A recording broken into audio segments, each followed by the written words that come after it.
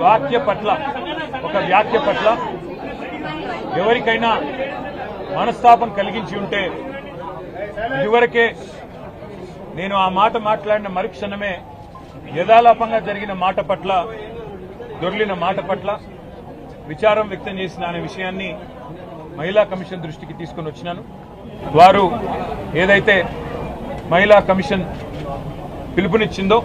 పిలిపించిందో చట్టాన్ని గౌరవించే ఒక వ్యక్తిగా, మహిళల పట్ల గౌరవం ఉన్న వ్యక్తిగా నేను పొరపాటున ఒక మాట ఏదైతే దొరలానో ఆ విషయంలో ఎవరికి మనస్తాపం కలిగినా విచారం వ్యక్తం చేస్తున్నా అని చెప్పి కూడా మళ్ళీ ఒకసారి వారికి చెప్పడం జరిగింది.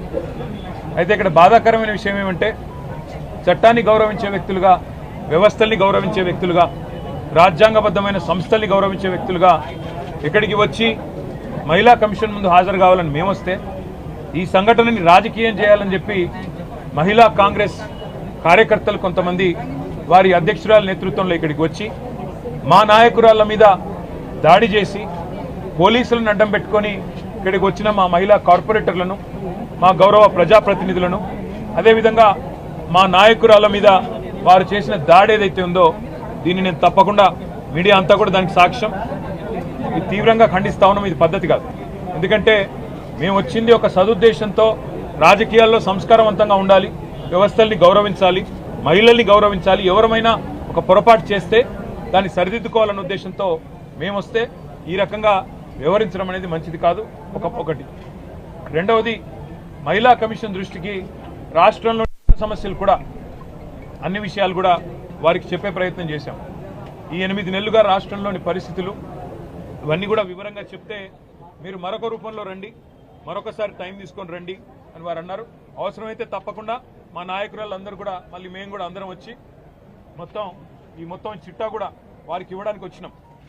వస్తే రాష్ట్రంలో మహిళల మీద జరుగుతున్న అత్యాచారాలు, ఈరోజు రాష్ట్రంలో ఉన్న పరిస్థితులు, వీటన్నిటిని వివరించడానికి ఇంత పెద్ద మొత్తం విషయం అంతా కూడా తీసుకొని వస్తే మళ్ళీ రమ్మన్నారు. మళ్ళీ కూడా వస్తాం, మా గౌరవం ఉంది వ్యవస్థల పట్ల. కానీ ఈరోజు ఏ వైఖరి అయితే కాంగ్రెస్ పార్టీ అవలంబిస్తున్నదో దాని విషయంలో మాత్రం నేను తీవ్ర అభ్యంతరం వ్యక్తం చేస్తా ఉన్నా.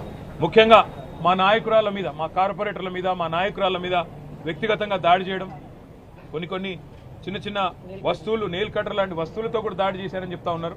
మేము పైన ఉన్నాం, మాకు తెలియదు. మరి దీన్ని తీవ్రంగా ఖండిస్తూ ఇలాంటి సంఘటనలు ఎవరు చేసినా అది మంచిది కాదు.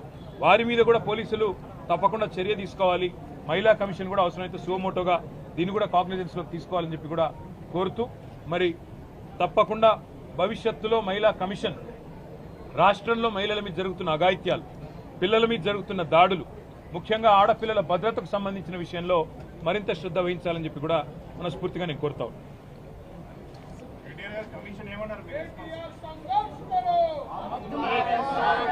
అందరికీ నమస్కారం.